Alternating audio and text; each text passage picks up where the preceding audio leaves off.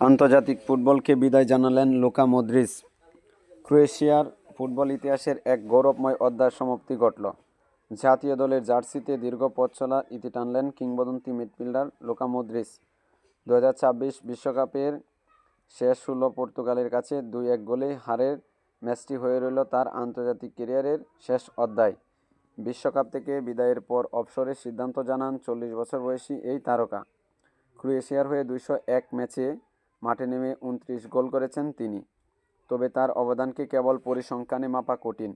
2 দশকের বেশি সময় ধরে ফুটবলের মুখ হয়ে ওঠা মদ্রিচ ছিল দলের অনুপ্রেরণা, নেতা এবং মাঠের নিয়ন্ত্রক। যুদ্ধের ভয়াবহতার পেছনে পেলে উঠে আসা মদ্রিচের গল্প নিজেই এক অনুপ্রেরণার নাম। তার নেতৃত্বে 2018 বিশ্বকাপে প্রথমবারের মতো ফাইনালে পৌঁছায় ক্রোয়েশিয়া। সে আসরে দুর্দান্ত পারফরম্যান্সের স্বীকৃতি হিসাবে জেতেন গোল্ডেন বল।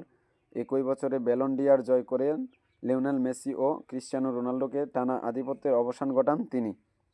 2022 বিশ্বকাপের দলকে সেমিফাইনালে তোলার পেছনে ছিল তার গুরুত্বপূর্ণ ভূমিকা। ক্লাব ফুটবলে মদ্রিচের ক্যারিয়ার সমৃদ্ধ সাফল্যে ভরা। টটেনহাম হটস্পার থেকে রিয়াল মাদ্রিদে যোগ দিয়ে তিনি নিজেকে বিশ্বের অন্যতম সেরা মিডফিল্ডারের কাতারে নিয়ে যান। কিন্তু সব অর্জনের ঊর্ধ্বে ক্রোয়েশিয়ার জার্সিতে তার অবদান সবচেয়ে বেশি স্মরণীয় হয়ে থাকবে। দেশের ফুটবলকে বিশ্ব দরবারে নতুন পরিচয় এনে দেওয়া এই মহাতারকার বিদায়ে শেষ হলো এক অনন্য যুগ।